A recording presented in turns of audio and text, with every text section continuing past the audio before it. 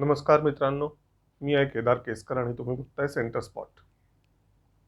मित्रांनो, आपल्यापैकी जे लोक सोशल मीडिया किंवा बातम्या याच्या सतत संपर्कात आहेत, त्यांना माहिती असेलच की परवाच्या दिवशी संरक्षण मंत्र्यांनी अ, एक योजना जाहीर केली, अग्निवीर नावाची, म्हणजेच टूर ऑफ ड्युटी, TOD असं त्याचा शॉर्ट फॉर्म आहे. ही योजना त्यांनी जाहीर केली, त्यातली वैशिष्ट्य जाहीर झाली. त्यानंतर पुढच्या काही तासातच, म्हणजे परवापासूनच, परवा योजना जाहीर झाली आणि परवा दिवशीपासूनच बिहार हे बिहारमध्ये निदर्शनं मोठ्या प्रमाणात सुरू झाली याच निर्णयाच्या विरुद्ध. बिहारमध्ये सुरू झालेलं हे लोण बघता बघता राजस्थान, उत्तर प्रदेश, हरियाणा अशा वेगवेगळ्या राज्यांमध्ये पसरायला लागलं. आता याविषयीच्या बातम्या तुम्ही ऐकल्या असतील, वाचल्या असतीलच, सोशल मीडियामध्ये याविषयी ऐकलं असेलच. पण या जोडीला इतरही काही घटना घडत आहेत. एक म्हणजे आज ज्या दिवशी आपण हा व्हिडिओ शूट करतो आहोत, तो दिवस आहे शुक्रवारचा.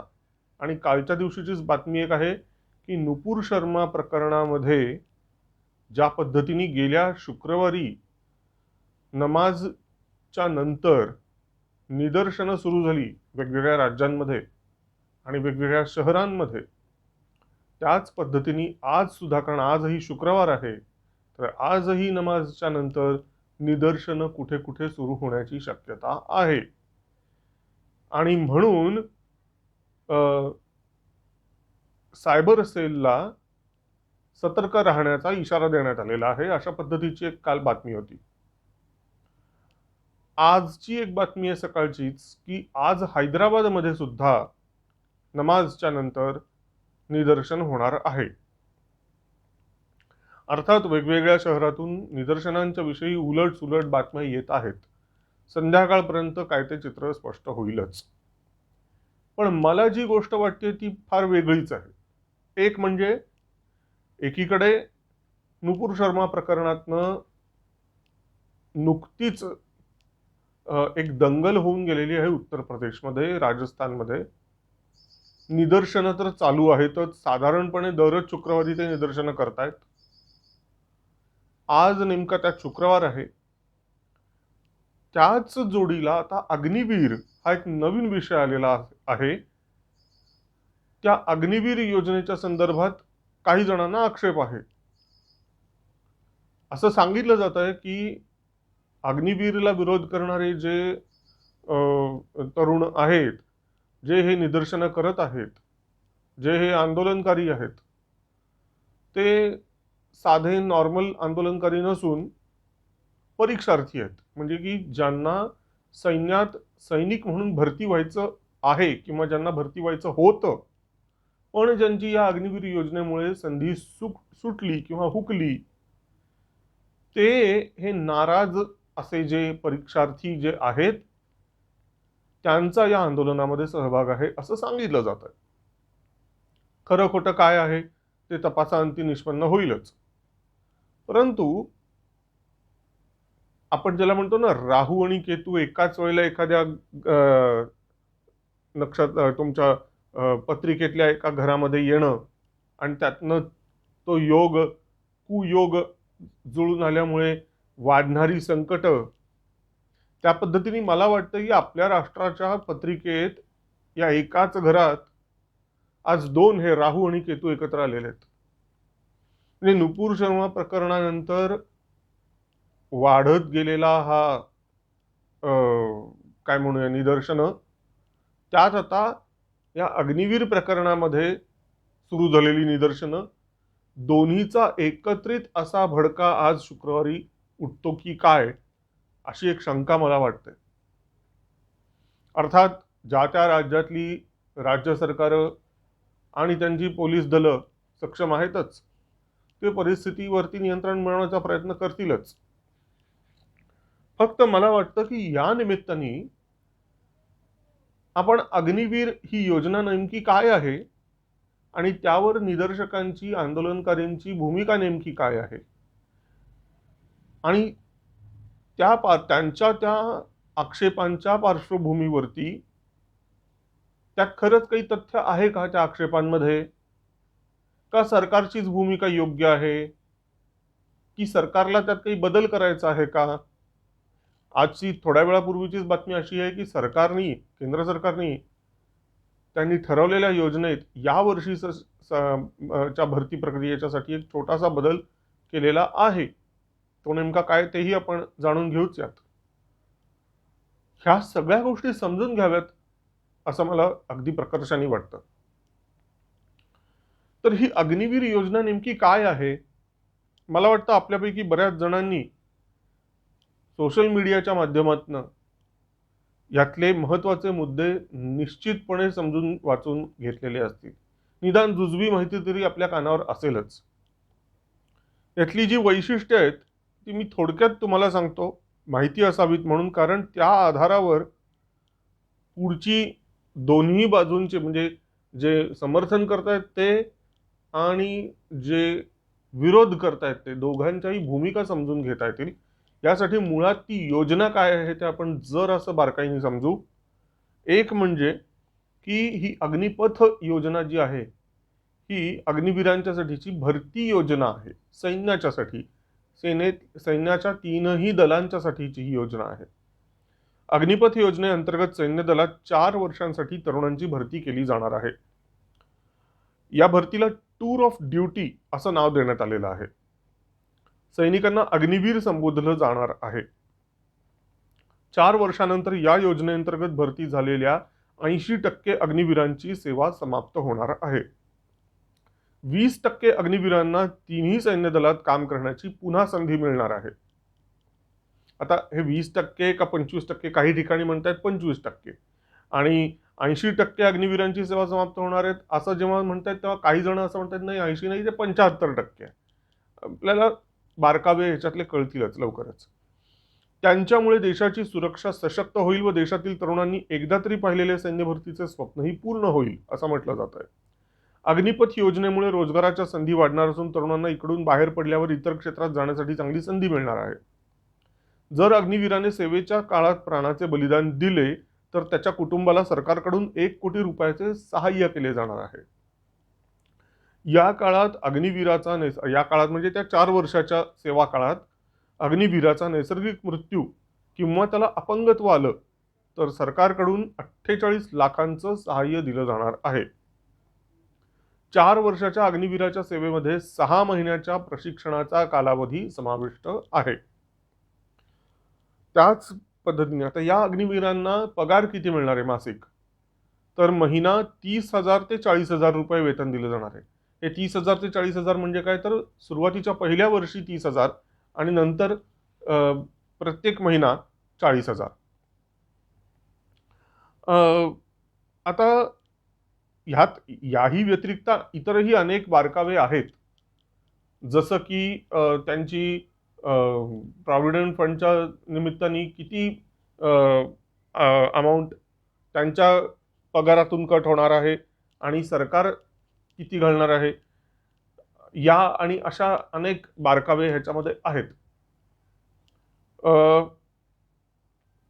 ही निदर्शनं जी सध्या चाललेली आहेत, मगाशी मी म्हणालो त्या पद्धतीने बिहार, राजस्थान, उत्तर प्रदेश या राज्यांमध्ये ही निदर्शनं होत आहेत आणि जमाव इतका संतप्त झालेला आहे की त्यांनी सार्वजनिक मालमत्तेचं सुद्धा भरपूर नुकसान केलेलं आहे. इतकंच नाही, त्यांनी एका रेल्वे गाडीला सुद्धा पेटवून दिलेलं आहे.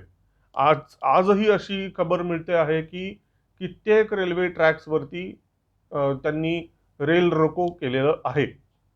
टायर जाळणं, रेल्वे रुळांवरती टायर आणून जाळणं, असले प्रकार खूप मोठ्या प्रमाणात केलेले आहेत. आता कसं आहे की ज्यांना यातल्या खाचाखोचा माहीत नाहीत, ही जी योजना आहे, ज्यांना यातल्या खाचाखोचा माहीत नाही त्यांना सर्वप्रथम काय वाटेल की जी मुलं 3 सैन्य दलात जाऊन सैनिक म्हणजेच अग्निवीर होऊ इच्छित आहेत तेच अशी आग का बरं लावत सुटले आहेत. म्हणजे ज्यांना अग्निवीर व्हायचंय, सैनिक व्हायचंय, सैन्यात जायचंय, भारताचं संरक्षण करायचंय, अशी ही मुलं अग्निवीर व्हायच्या ऐवजी आग का लावत सुटल्यात, असं सकृतदर्शनी वाटू शकतं. ज्यांनी सैन्यात जाऊन देशाचं रक्षण करायचं त्यांनीच सार्वजनिक मालमत्तेचं असं नुकसान करणं योग्य आहे का, असंही काही जणांना वाटेल. माझंही अगदी व्यक्तिशः हेच मत आहे. कारण मुळात सैन्यात सेवा करणं, देशाचं रक्षण करणं ही एक काय म्हणूया अभिमानास्पद गोष्ट आहे. ती एक सामान्य नोकरी नाही.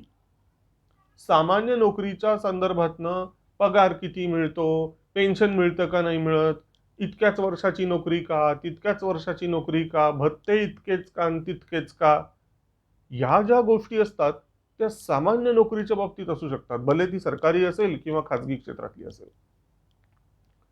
मात्र सैन्यात नोकरी करणं ही सामान्य नोकरी नसून ती एक भूषणावह गोष्ट आहे. राष्ट्राची ती सेवा आहे, हा भाव जर त्यामध्ये असेल तर ही अशी विखारी पद्धतीची आंदोलनं होणारच नाहीत. कारण तुमचा जो काही आक्षेप आहे तो नोंदवण्याच्यासाठी योग्य ती सगळी व्यवस्था उपलब्ध आहे. तुमचा जो काही आक्षेप असेल तुम्ही सरकारच्या पोर्टलवरती नोंदवू शकता, सरकारला पत्र लिहून कळवू शकता, हवं तर जाहीर पत्र तुम्ही लिहू शकता वर्तमानपत्रांमधनं. हे अगदी कमी वाटलं तुम्ही प्रसारमाध्यमांमध्ये जाऊ शकता, धाव घेऊ शकता, न्यायालय आहे, न्यायालयात तुम्ही PIL दाखल करू शकता. अनेक माध्यमं उपलब्ध असताना डायरेक्ट रस्त्यावरती उतरून ही झुंडशाही आणि ही अशी आग लावण्याची पद्धत ही कुठली पद्धत आहे? संविधानाने हा अधिकार दिलेला आहे का? आणि हे आपल्या सामान्य ज्ञानाला, आपल्या आकलन शक्तीला पटणारी ही गोष्ट आहे का?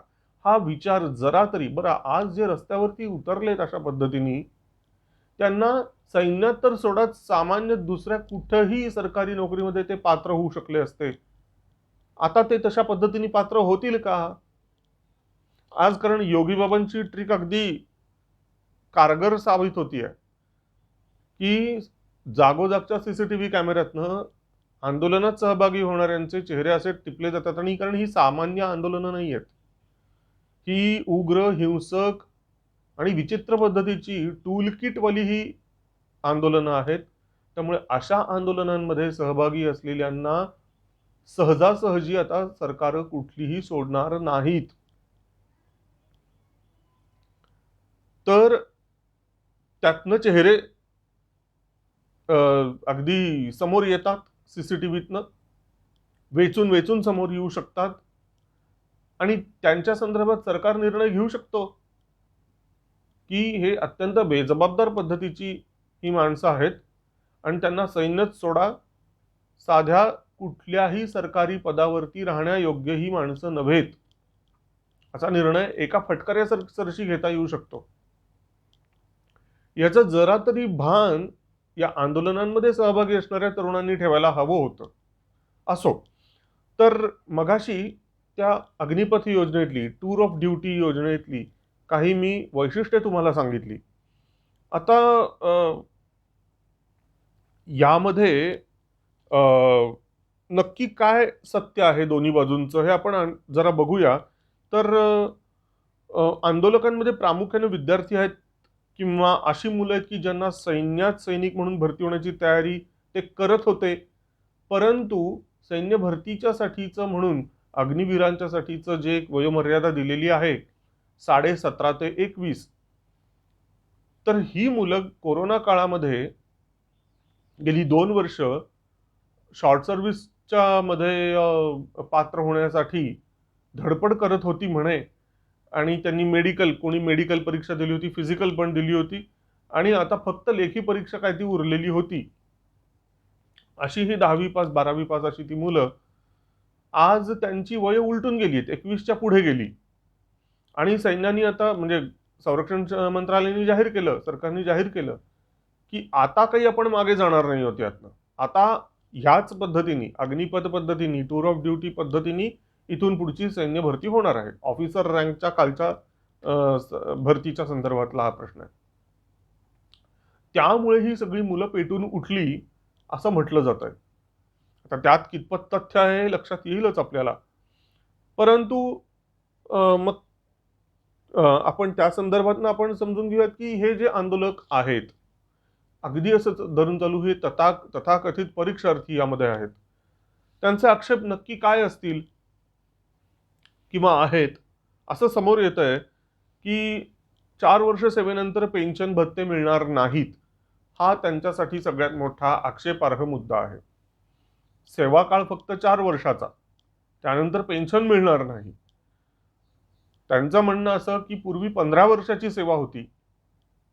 15 वर्षाची सेवा केल्यानंतर तो मनुष्य रिटायर होत होता आणि त्याला पुढे लाईफ लॉंग आयुष्यभरासाठी पेन्शन मिळत होती.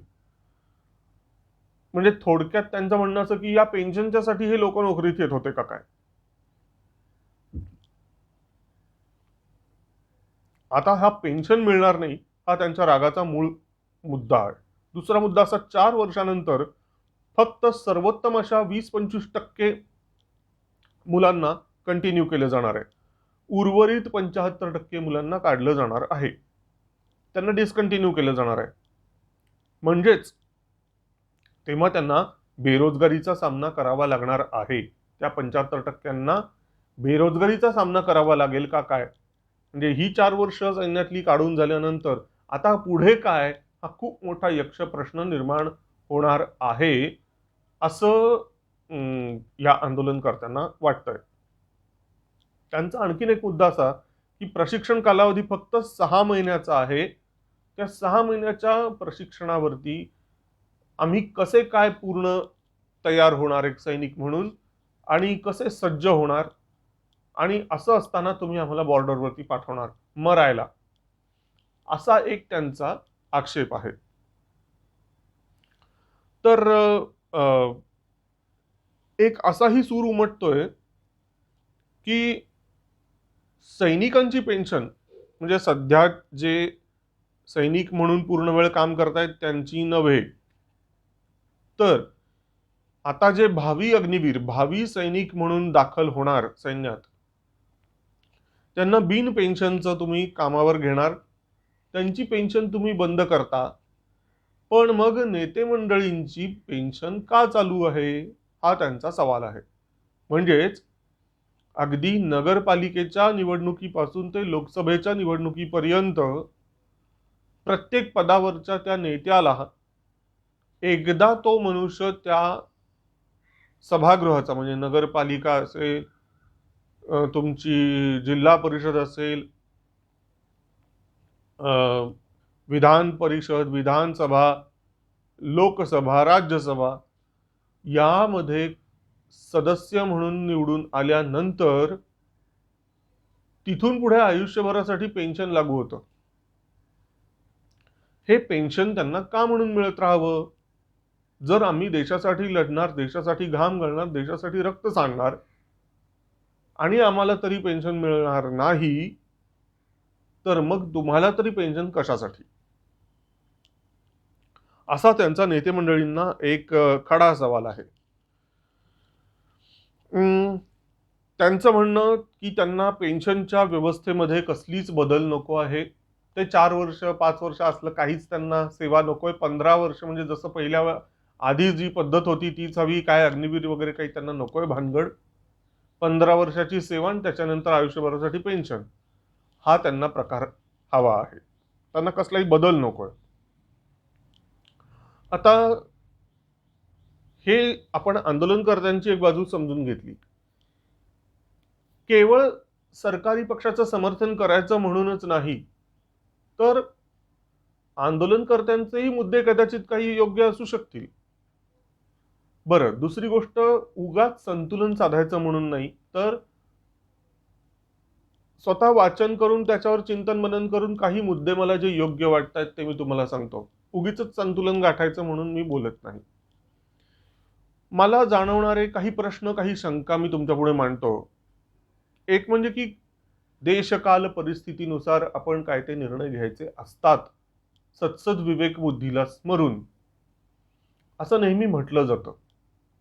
अगदी आपल्या संविधानाच्याही बाबतीमध्ये असं म्हटलं जातं, डॉक्टर बाबासाहेब आंबेडकरांच्या मार्गदर्शनाखाली, त्यांच्याच नेतृत्वाखाली ही जी काही संविधानाची निर्मिती झाली, ते संविधान नेमकं कसं आहे, असा जेव्हा प्रश्न विचारला जातो त्यावेळेला उत्तर असतं, ते फ्लेक्झिबल पण आहे आणि ते स्ट्रॉंग पण आहे, मजबूत पण आहे.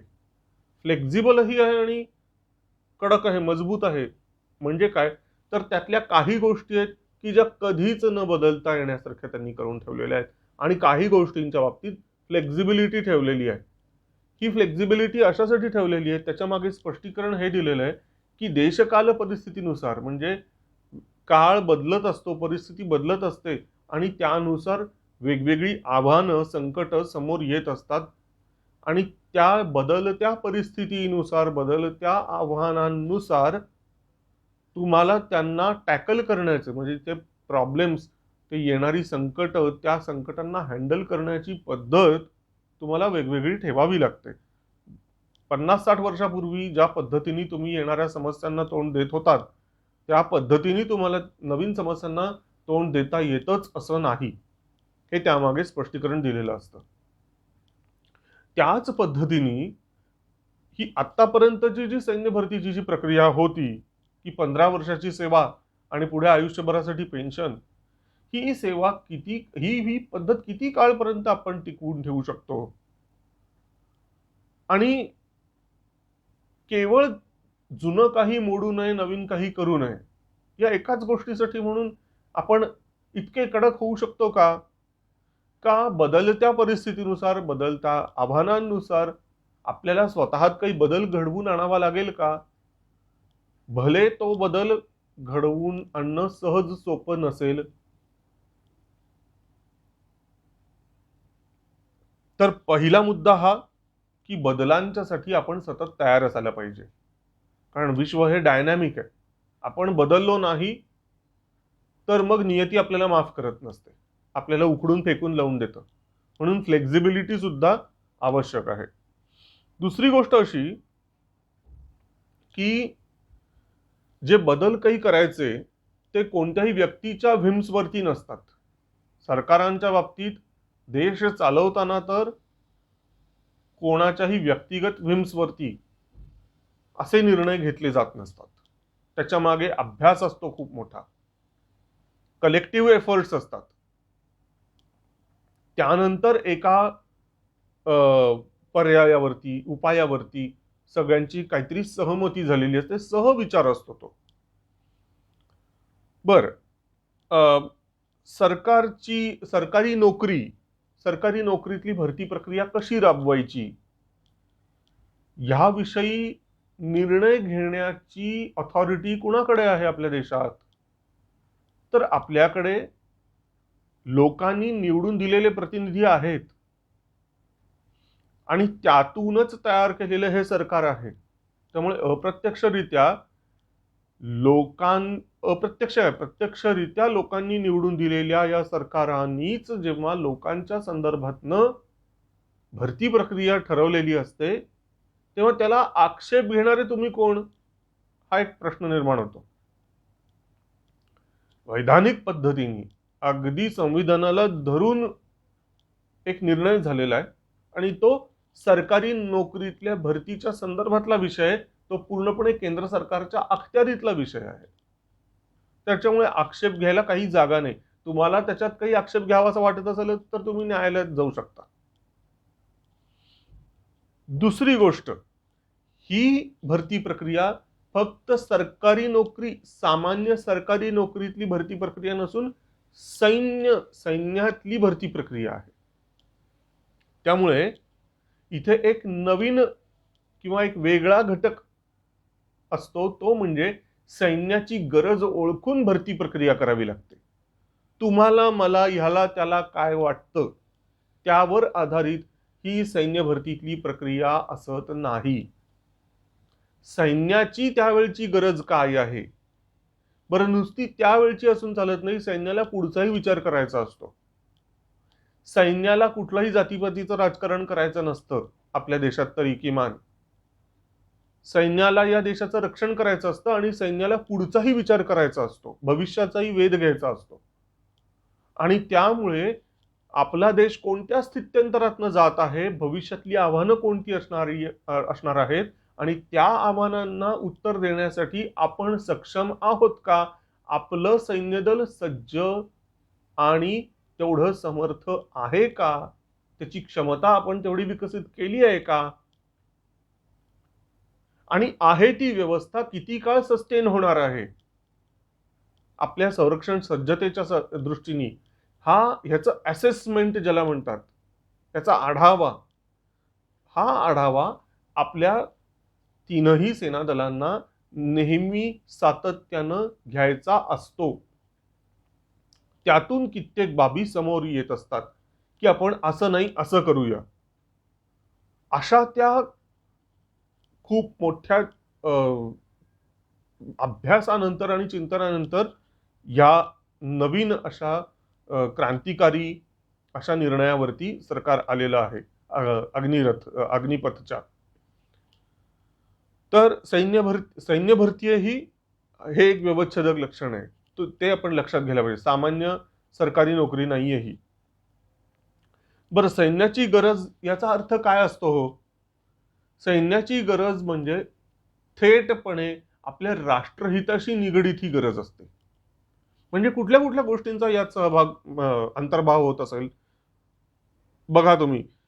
म्हणजे देशाचं संरक्षण करण्यासाठी सैन्याची सज्जता नेमकी किती हवी, कशी हवी, सैन्य संख्या नेमकी किती असायला हवी, त्यात सैनिकांचं सरासरी वय किती असायला हवं, पोक्त अनुभवी सैनिक आणि तरुण सैनिक यांच्यातलं संतुलन नेमकं कसं असायला हवं, शस्त्रास्त्र दारुगोळा ह्या किती किती असायला हवा, कारण सैनिक इतके तर इतकी इतकी शस्त्रास्त्र, असंही ते प्रपोर्शन असतं शेवटी. आणि एकूण जे सैन्य विभागाच्या साठी, संरक्षण क्षेत्राच्या साठी म्हणून जे बजेट केंद्र सरकार ठेवतं, त्या बजेटच्या नेमका किती टक्के भाग हा त्या सैनिकांच्या पगारावर, पेन्शनवर आणि भत्त्यांवर खर्च करायचा आणि किती भाग हा बाकी शस्त्रास्त्र, दारुगोळा आणि एकूण आपली शस्त्रसज्जता आणि भविष्यातली आव्हानं लक्षात घेऊन आपल्यात इम्प्रूव्हमेंट करण्याच्या दृष्टीने रिसर्च असेल किंवा इतर काही गोष्टी असतील त्यावरती नेमका खर्च किती करायचा ह्याचाही विचार करावा लागतो. तर अशा या सगळ्या गोष्टींचा अंतर्भाव हा सैन्याची गरज या दोन शब्दात समाविष्ट आहे.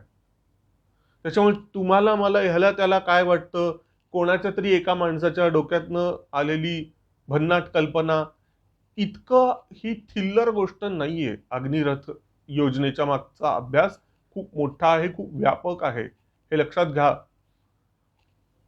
तर आपल्या संरक्षण दलांमध्ये सैनिकांचं सरासरी वय सध्या बरं आहे, फार वाईट नाही, फार चांगलंही नाही, असं आहे. म्हणजे किती आहे, साधारण 35-36 वर्ष अशा टाईपचं हे सरासरी आयुर्मान आहे. आपल्या सेना दलांमध्ये अनुभवी सैनिक आणि नव्या दमाचे सैनिक यांच्यात एक प्रकारचं संतुलन साधण्याचा प्रयत्न झालेला आहे. जसं तुम्ही बघता क्रिकेटच्या संघामध्ये अनुभवी पण खेळाडू ठेवलेले असतात आणि ताज्या दमाचे नवीन यंग प्लेयर्स पण असतात. एक पद्धतीचा बॅलन्स ठेवण्याचा प्रयत्न केलेला असतो नेहमी. तरीही आपल्या सैन्याचं सरासरी वय मी आता म्हणालो त्या पद्धतीने जसं 35-36 आहे, हे जसं फार वाईट नाही आपण म्हणतो तसंच फार चांगलं असाही त्याचा अर्थ नाहीये. कारण तुम्हाला माहितीये की 35-36 वर्ष म्हणताना 25-26 वर्षाच्या पोरांपेक्षा 35-36 वाले थोडेसे स्लगिश असतात. चटचट ऍक्टिव्हिटीज त्यांच्याकडून होत नसतात. जो जोश 25-26व्या वर्षी असतो तसा जोश 35-36ला तेवढा तसा राहत नाही, थोडा थोडा कमी व्हायला लागलेला असतो. बरं, प्रश्न फक्त 35-36चा नाहीये. काय आहे, येत्या 50 वर्षात भारतात वृद्धांची संख्या कमी होणार आहे आणि झपाट्याने कमी होणार आहे. म्हणजे त्यात सुद्धा जे प्रपोर्शन आहे वर्किंग एज पॉप्युलेशन आणि अबव्ह 50 अबव्ह 60 असं जे पॉप्युलेशन आहे ते प्रपोर्शन बदलणार आहे. सध्याचा भारताच्या साठीचा अतिशय अनुकूल असा काळ आहे. साधारण 40-50 सालापर्यंत आपलं म्हणजे आतापासून ते इथून पुढची 25-30 वर्ष आपल्यासाठी खूप छान काळ आहे, की ज्याच्यामध्ये वर्किंग एज पॉप्युलेशन आपलं 50-60% आहे. 60% तर अगदी आरामात. पण ही स्थिती 50 वर्षानंतर असणार नाहीये. पण त्याच्यासाठी तेव्हा तहान लागल्यानंतर विहीर खोदून चालणार नाहीये. त्याच्यासाठी आत्तापासनं ट्रान्झिशन पिरियडचा विचार करता टप्प्याटप्प्यानी आपल्याला काही गोष्टीत बदल आणावे लागणार आहेत. बरं, जेव्हा एकूण समाजाचा तोंडवळा जेव्हा बदलत असतो, मी मगाशी जसं म्हणालो 50 वर्षानंतरची वर्किंग एज पॉप्युलेशन आणि डिपेंडंट पॉप्युलेशन ह्यांच्यातलं जे प्रपोर्शन आहे ते बदलणार आहे. हे एकंदरीत समाजाच्या विषयीचं चित्र मी सांगत होतो. त्याचाच पडसाद थोडासा किंवा भरपूर प्रमाणात हा सैन्य दलांवरती पण होत असतो. सैन्याच्या भरती प्रक्रियेवरती पण होणार असतो. तुम्ही कल्पना करू शकता, आज काही वाटत नाहीये, पण जेव्हा काही कालांतरानंतर समाजातल्या वृद्धांची संख्या मोठ्या प्रमाणात वाढेल, त्यावेळेला सैन्यात भरती होऊ इच्छिणाऱ्या सैनिकांमध्ये 25-30 वर्षाच्या कोवळ्या तरुणांची संख्या नेमकी किती असेल? 20-25 वर्षाच्या मुलांची संख्या नेमकी किती असेल? अगदी विचार करायला लावणारा प्रश्न आहे. त्याच्यामुळे ऑटोमॅटिकली तुमची समाजाची जी रचना आहे त्याचा प्रभाव, त्याची एक सावली ही सैन्य भरती प्रक्रियेवरती सुद्धा प्रत्यक्ष अप्रत्यक्षपणे उमटत असतेच. त्यामुळे तुम्हाला काही वेगळ्या उपाययोजना कराव्या लागतात. आउट ऑफ द वे जाणाऱ्या उपाययोजना कराव्या लागतात. बरं, ही अग्निवीर योजना आणल्यामुळे सध्या जे आपलं 35-36 पर्यंतचं जे सरासरी आयुर्मान आहे आपल्या सैन्य दलांचं, ते झटकन खाली येऊन जवळजवळ 10% खाली येऊन 25-26 इतक्या खाली ते येणार आहे. आणि जी खूप चांगली गोष्ट असणार आहे. अतिशय यंग आणि एनर्जेटिक अशा पद्धतीचं सैन्य दल आपल्याकडे उपलब्ध होणार आहे. बरं, ते रोटेशन पद्धतीने त्यांची भरती प्रक्रिया साधारण दर 1 वर्ष किंवा दर एकाड वर्ष अशा पद्धतीने होत असल्यामुळे ते रोटेशन पद्धतीने दरच वर्षी आपल्या सैन्य दलांना विशिष्ट संख्येने यंग अशी चुणचुणीत नव्या दमाची मुलं आपल्या सैन्याला मिळत राहणार आहेत सैनिक म्हणून. बरं, पगार आणि पेन्शनपोटी संरक्षणावरच्या बजेटच्या 50%हून अधिक रक्कम सध्या आपण खर्च करतोय. 50%हून अधिक, साधारण 54-55% रक्कम संरक्षण मंत्रालयाच्याकडे येणारी, त्या संरक्षणाच्या बजेटच्या संदर्भातली रक्कम जवळजवळ 54-55% इतकी रक्कम फक्त आणि फक्त सैनिकांच्या पगार, पेन्शन, भत्ते यावरती खर्च होते. हे काही फार चांगली गोष्ट नाही.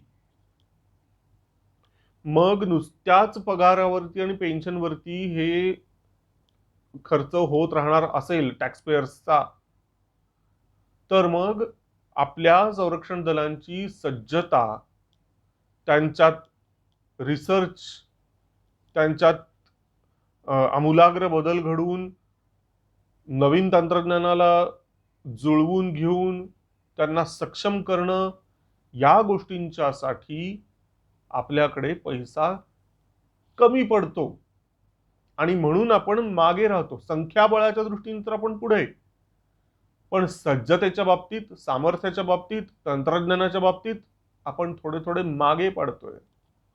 तर असं होता कामा नये. इक्विपमेंट्सच्या बाबतीत, मेंटेनन्सच्या बाबतीत आपण अग्रेसरच राहायला पाहिजे.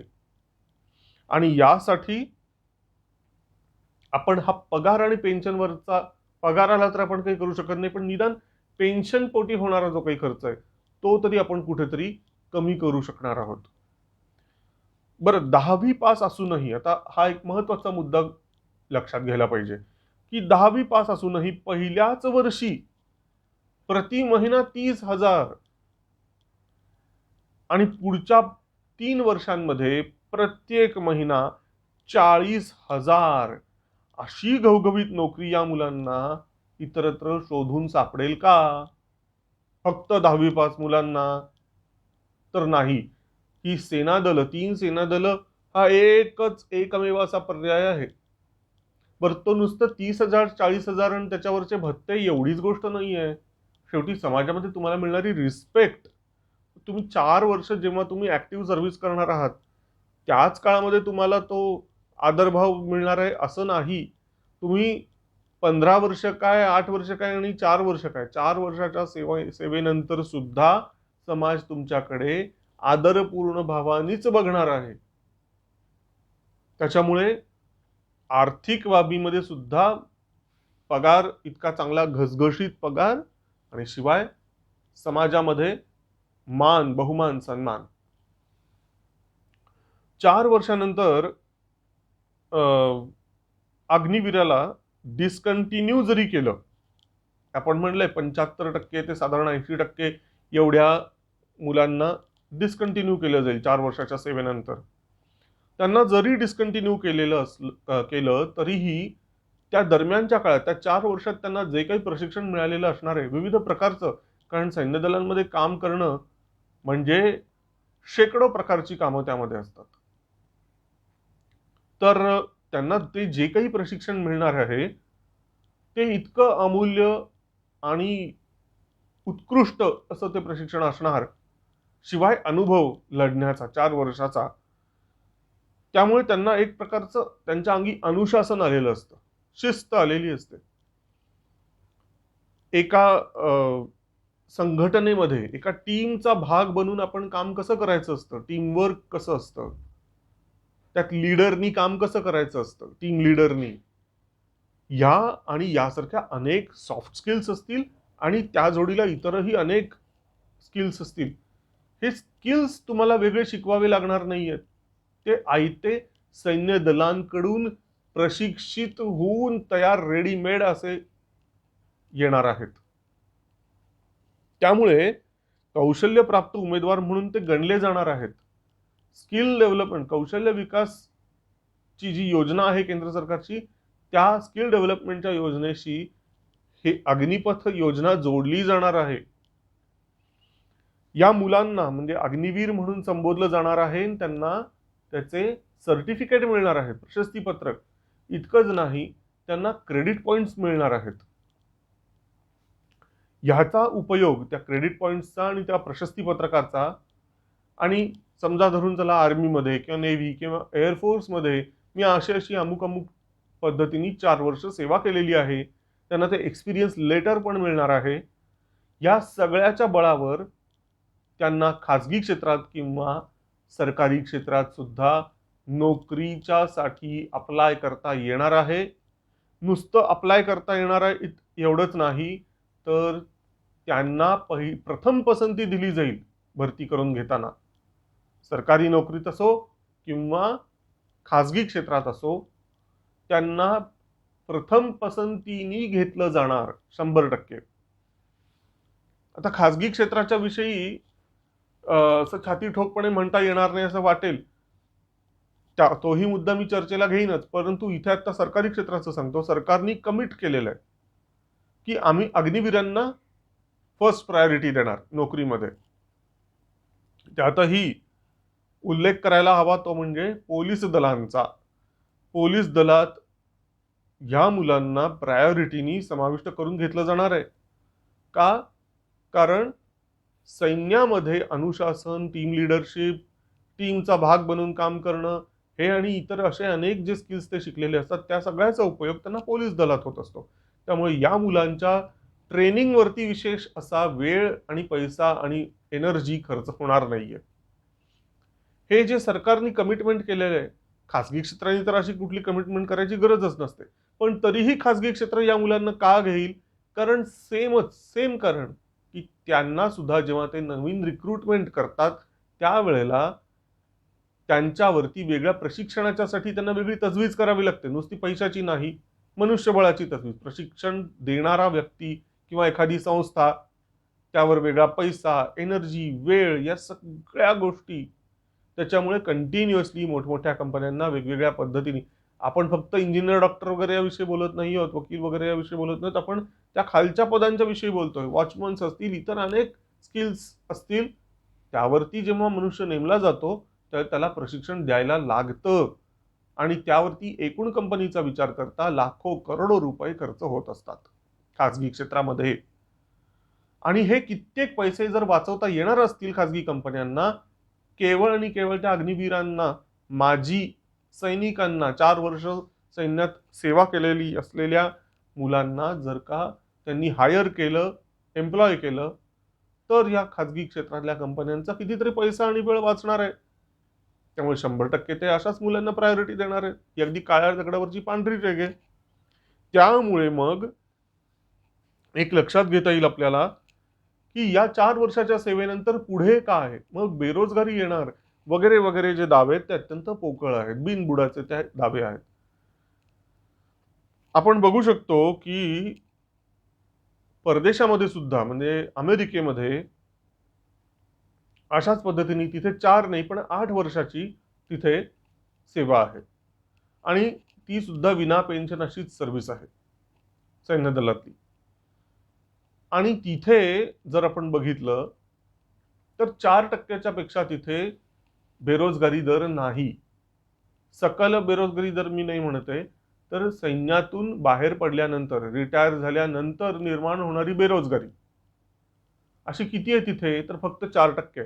म्हणजे उरलेली 96% माणसं जी सैन्यातून बाहेर पडतात त्यांना कुठे ना कुठे काही जॉब लागतो किंवा ते स्वतःचा रोजगार व्यवसाय काहीतरी सुरू करत आहेत, असा त्याचा अर्थ आहे. तर अगदीच रस्त्यावर येणार, बेरोजगार होणार वगैरे अशी काहीही भीती ठेवायची गरज नाही. उलट याकडे असं बघितलं पाहिजे की हा 4 वर्षाचा त्याला तुम्ही नोकरी म्हणायलाच नकोय. खरं म्हणजे तो एक सेवा काळ आहे. त्या काळामध्ये त्यांना मोठ्या प्रमाणात जबरदस्त कुठेही मिळणार नाही असं जबरदस्त प्रशिक्षण मिळणार आहे आणि ते सुद्धा पैसे देऊनचं प्रशिक्षण नाही, तर पैसे घेऊनचं प्रशिक्षण आहे. त्याच्यामुळे पेन्शनच्या कसल्या गोष्टी करतात, तर उलट 4 वर्षाच्या नंतर एक काय म्हणूया रेड कार्पेट असणार आहे वेगवेगळ्या कंपन्यांमध्ये, भले सरकारी असेल किंवा खासगी क्षेत्रातल्या असतील. पेन्शनची गरजच नाहीये, त्यांना गरजच लागणार नाही पेन्शनची. बरं, 10वी पास असून आपण आपण असं म्हटलं 10वी पास असलेल्यांना हा रोजगारची संधी आहे 4 वर्षाची, तर त्यांना या सेवेत असतानाच्या काळात सुद्धा सेवा करत करत पगार घेत घेत त्यांना आणि तो अनुभव सैन्यातला अनुभव घेत घेत 12वीची परीक्षा सुद्धा देता येणार आहे. 12वीचं सर्टिफिकेट त्यांना ऍट द एंड मिळणार आहे. ही आणखीन एक महत्वाची गोष्ट आहे, कारण यामुळे त्यांच्या शिक्षणात खंड पडणार नाहीये. आणखीन एक गोष्ट इक्वालिटीच्या दृष्टीने, समानतेच्या दृष्टीने, की ही सगळी योजना जशी मुलांसाठी आहे ती मुलींसाठी पण जशीच्या तशी लागू आहे. मुलींना पण ही संधी आहे. मगाशी अमेरिकेचा मी उल्लेख केला त्या पद्धतीने इस्रायलचं जर उदाहरण घेतलं तर तिथे काही कुणाला स्कोपच नाहीये. तिथे प्रत्येकाला, कारण तिथे मुळातच लोकसंख्येला मर्यादा आहे. इस्रायलची पॉप्युलेशन खूप कमी आहे. त्यामुळे तिथे एक नियमच आहे की कॉलेजमधल्या तरुणांना विशिष्ट वयात इतक्या इतक्या वय ते इतके इतके वय या कालावधीमध्ये जवळपास 4 वर्षाच्या कालावधीसाठी त्यांना सैन्यात सेवा बजावावी लागते. त्यांना तिथे त्या सेवेतून सुटका नाही. मग भले तुम्ही कुठल्याही फील्ड मधले असाल, तुम्हाला सैन्यात सेवा बजावावी लागतेच. त्यातून काही बेरोजगारी निर्माण झालेली नाहीये. झाला तर उलट त्या देशाचा फायदाच झालेला आहे. म्हणजे त्या 4 वर्षाच्या कालावधीमध्ये देशाला ताज्या दमाचे नवीन सैनिकही मिळालेले असतात.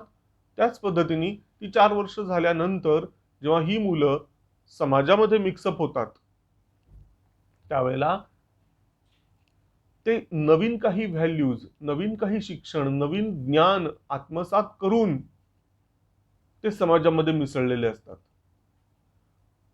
जे की अदरवाईज त्यांना ती मिळाली नसती.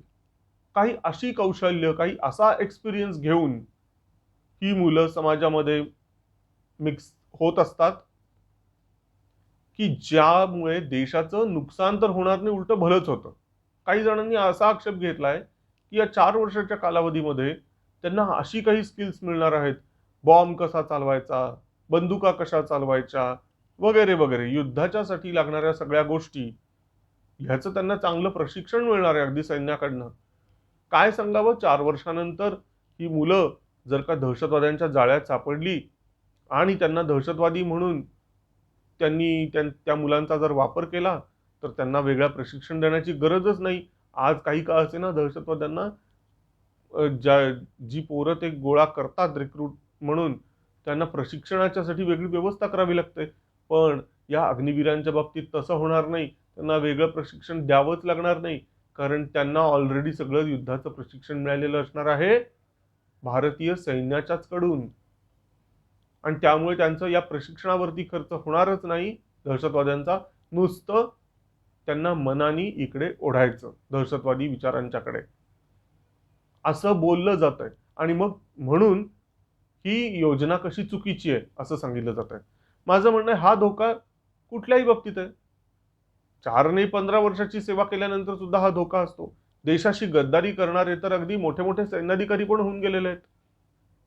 एक ऍडमिरल होऊन गेले होते, की ज्यांनी देशाचे सिक्रेट्स अगदी चव्हाट्यावर मांडले होते, आपल्या शत्रू राष्ट्राला मोकळे करून सांगितले होते. त्याच्यामुळे हा जो आरोप केला जातोय तो अगदी बिनबुडाचा आहे. जर एखादा शत्रूला जाऊन मिळणार असेलच, तर तो 4 वर्षाचा एक्सपिरियन्स असो नाहीतर 40 वर्षाचा एक्सपिरियन्स असो, गोष्टी घडायच्या असतील तर त्या घडतीलच.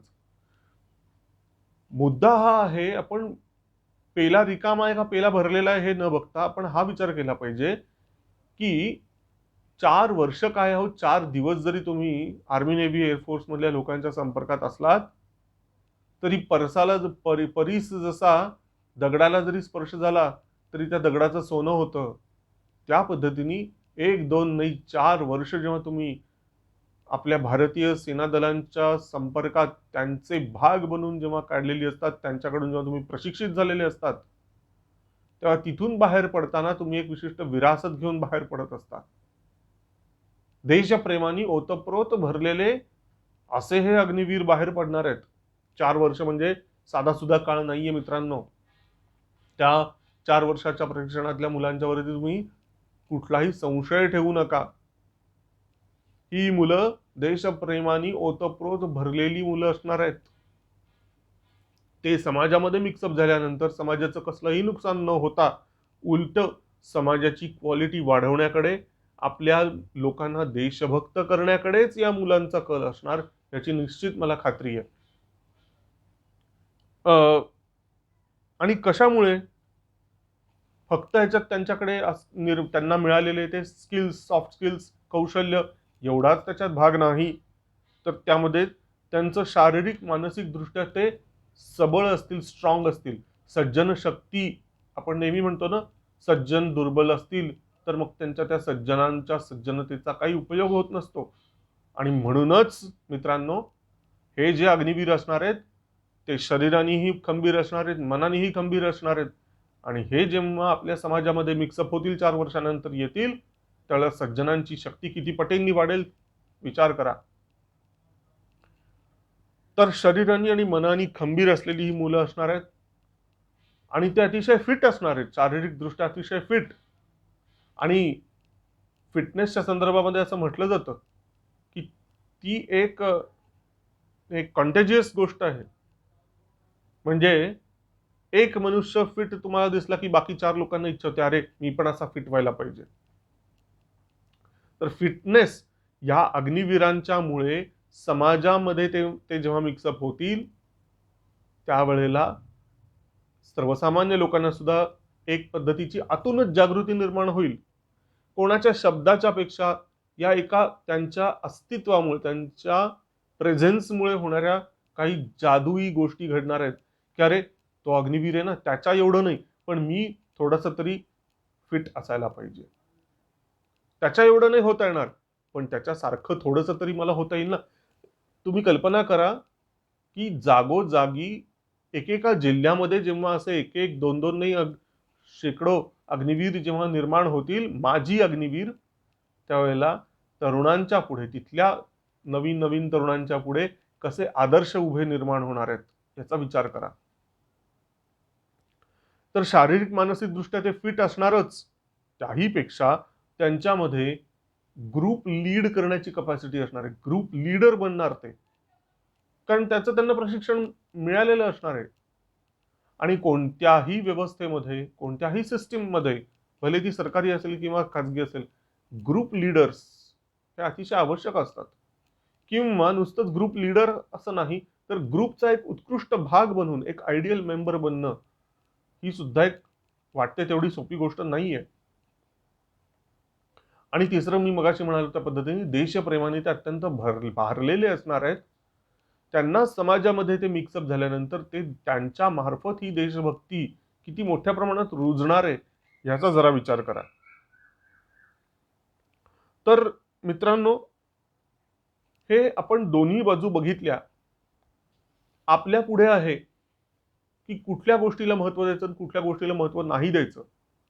माझं म्हणणं आहे, जेव्हा नवीन पेन आपण लिहायला घेतो, शाई पेन खास करून, त्यावेळेला सुरुवातीला ते नवीन निब असतं, त्यामुळे थोडी खरखर होतच असते. सुरुवातीला थोडासा त्रास होतोच. पण एकदा ते त्यातलं नवीनपण संपलं, ते निब बऱ्यापैकी गुळगुळीत झालं, की लिखाण अतिशय छान एका विशिष्ट फ्लोनी व्हायला लागतं. या टीओडीच्या योजनेच्या बाबतीत असंच होणार आहे. टूर ऑफ ड्युटीच्या बाबतीत, अग्निपथ योजनेच्या बाबतीमध्ये सुद्धा असंच होईल. सुरुवातीला आत्ताचा हा जो खरखर होणारा जो काळ आहे तो संपला की एक ह्याला चांगलं वळण लागेल. आणि मला खात्री आहे की ह्या योजनेमध्ये नवीन भारत घडवण्याचं पोटेन्शियल आहे. दुसरी एक महत्वाची गोष्ट की ह्या आंदोलनामध्ये सहभागी असलेल्या तरुणांनी खरोखरच ह्या टीओडीचा, अग्निपथ योजनेचा खरोखरच काही अभ्यास केला आहे का, की त्यांची माथी भडकवणारे दुसरेच कोणीतरी आहेत? शंकेला जागा एवढ्याचसाठी आहे मित्रांनो, की आज या सगळ्या आंदोलनाचं, निदर्शनांचं एपिसेंटर, ज्याला केंद्रबिंदू म्हणता येईल, तो केंद्रबिंदू आज बिहार आहे. आणि बस्तर वगैरे सारखी जी ठिकाणं आहेत, तो आज केंद्रबिंदू बनलेला आहे या निदर्शनांचा आणि आंदोलनांचा. त्यामुळे राहून राहून एक शंका वाटते की यामागे नक्षलवादी, माओवादी, अर्बन नक्षलवादी ही तत्व तर नसतील ना माथी भडकवणाऱ्यांच्या मध्ये. दुसरी ही एक गोष्ट आहे मित्रांनो, की हे टूलकिट प्रकरणाचं जवळपासचं एक तंत्र बनून गेलेलं आहे. हे फक्त आजच्या अग्निपथ किंवा टूर ऑफ ड्युटी विषयाच्या पुरतं नाही. मग तो विषय नुपूर शर्मा प्रकरणाचा असो, तो विषय सीएएचा असो, तो विषय शेतकरी कायद्यांच्या संदर्भातला असो, कृषी कायदे, 3 कृषी कायदे होते त्या संदर्भातला असो, जीएसटीच्या संदर्भातला असो, नोटबंदीच्या संदर्भातला असो, साधारणपणे सरकारनी कोणताही एखादा निर्णय, चांगला निर्णय, थोडासा क्रांतिकारी निर्णय अंमलात आणायचं ठरवलं की त्याला विघ्न निर्माण करणं हे बहुतेक आज सरकार विरोधी सगळ्या घटकांचं एक सूत्र बनून गेलेलं आहे. हे एक पद्धतीचं असं टूलकिट बनून गेलेलं आहे की लोकसभा आणि राज्यसभेमध्ये आणि जागोजागी वैधानिक पद्धतीने आपल्याला काहीही करता येत नाहीये, तेवढी आपली आता शक्ती उरली नाही, म्हणून रस्त्यावरती येऊन तरुणांची माथी भडकवणं हा एक नवीन धंदा सुरू झालेला आहे. लोकांना चिथावणी देऊन, लोकांना भूलथापांना बळी पाडून, त्यांच्या हाती दगडं आणि मशाली देऊन या देशाला सुरुंग लावण्याचे जे उद्योग केले जात आहेत, ह्याचा अंतिम परिणाम किती भयावह असणार आहे याचा विचार करा मित्रांनो. कारण यातून सरकारविरोधी जी तत्व आहेत त्यांना पुन्हा ऊर्जितावस्था मिळणार आहे नाही मिळणार आहे हा टोटली वेगळा विषय आहे. सरकारमध्ये जे नाहीत, विरोधात जे बसलेले आहेत त्या पक्षांना कुठल्या निवडणुकांमध्ये याचा फायदा होणार आहे नाही होणार आहे माहित नाही. कारण आपल्याकडे निवडणुका काय पाचवीलाच पुजलेल्या आहेत.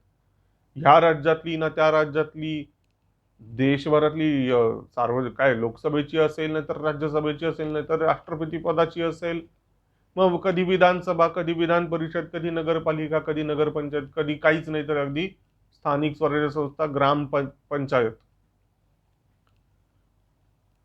अशा कुठल्या ना कुठल्या निवडणुका देशाच्या कानाकोपऱ्यात जवळपास प्रत्येक महिन्याला होत आहेत.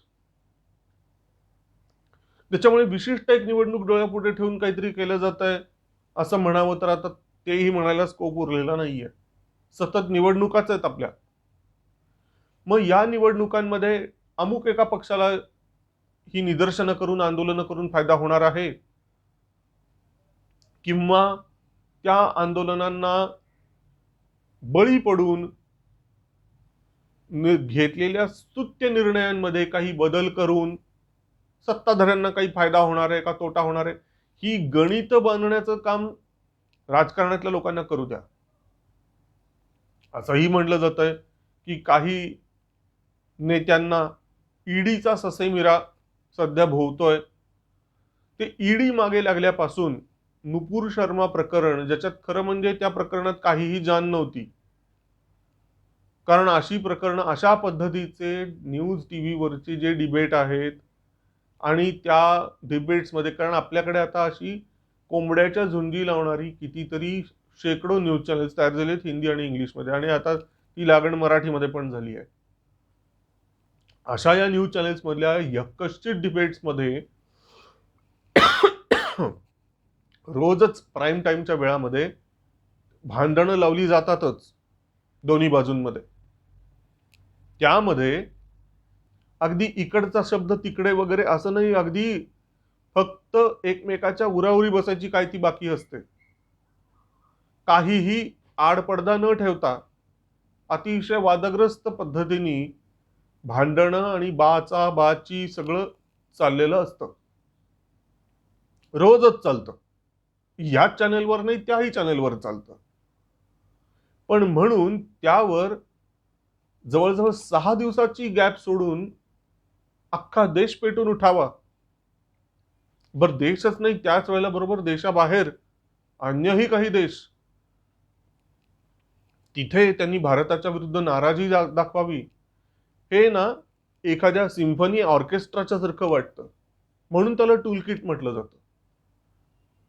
की तो जो ऑर्केस्ट्रा चालवणारा जो असतो ना कंडक्टर, बसवाला कंडक्टर नाही तर ऑर्केस्ट्रा चालवणारा सिम्फनीवाला जो मुख्य मनुष्य असतो असं असं असं करणारा, त्याच्या एकेका इशाऱ्यासरशी तो गिटारवाला काहीतरी बदलत असतो, तो बासरीवाला धून बदलत असतो, तो ड्रमवाला वेगळं काहीतरी वाजवायला लागतो.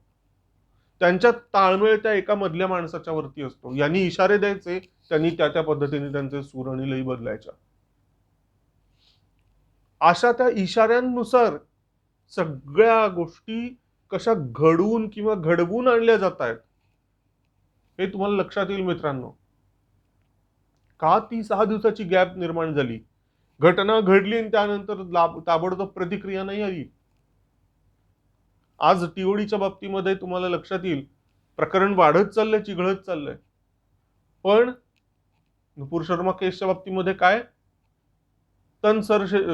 सर तन से जुदा, काय वाटेल त्या घोषणा दिल्या जातात वेड्या बाकड्या. असो, सांगायचा उद्देश हा आहे, येत्या काळामध्ये कदाचित लक्षात येईलच की या दोन्ही प्रकरणांच्या मागे नेमकं कोण आहे. या आंदोलनांच्या मागे नक्की किल्ली कोणाची आहे, कोणी मारलेली आहे, कोण लक्ष भटकवण्याच्यासाठी यामागे फूस लावत आहे का, आणि एकंदरीत आता आजचीच जी बातमी आहे की सरकारने एक पाऊल मागं घेतलं. ही जी उग्र निदर्शनं जी चालली आहेत त्यावरती अ, सरकारने एक छोटीशी नरमाईची भूमिका अशी घेतली की जे सैन्य भरतीच्यासाठी, या अग्निपथच्या सैन्य भरतीच्यासाठी म्हणून त्यांनी जे 17.5 ते 21 ही जी आयुर्मर्यादा ठेवली होती ती त्यांनी केवळ या वर्षाच्यासाठी म्हणून 21 ऐवजी 23 इथपर्यंत वाढवलेली आहे. फक्त या वर्षीसाठी, पुढल्या वर्षीपासून नाही. त्यामागचा विचार असा की ज्यांनी गेल्या 1-2 वर्षामध्ये प्रयत्न केलेला होता, मेडिकल फिजिकल परीक्षा देऊन झालेली होती आणि फक्त लेखी परीक्षेची ते वाट बघत होते, परंतु आता 21 वर्ष उलटून गेलं, त्यामुळे जे अपात्र ठरू पाहतायत अशा मुलांच्यावर अन्याय व्हायला नको म्हणून त्यांनी 23 पर्यंतची ही 2 वर्ष मुदत वाढवून दिली आहे. हा बदल स्तुत्य असा आहे. मला वाटतं आणखीनही एक छोटासा बदल करता येऊ शकतो. मला वाटतं काहीतरी यामागे नक्कीच अभ्यास असणारच तज्ञांचा, परंतु काही मुलांचं म्हणणं असं होतं की खरोखरच 6 महिन्यांचं प्रशिक्षण हे आमच्यासाठी खूप कमी आहे.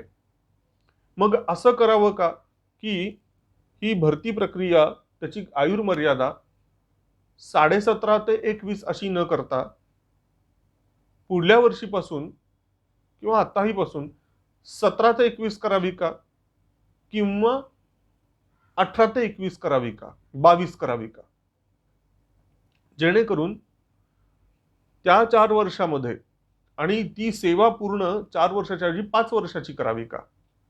म्हणजे 6 महिन्याचा जो काळ आहे प्रशिक्षणाचा, तो 6 महिन्याचा न ठेवता 1 वर्षाचा प्रशिक्षणाचा जर कार्यकाळ ठेवला आणि पुढची 4 वर्ष ही सेवेची जर ठेवली, तर कदाचित तो सैनिक अधिक प्रभावी पद्धतीने प्रशिक्षित होऊ शकेल असं मला वाटतं.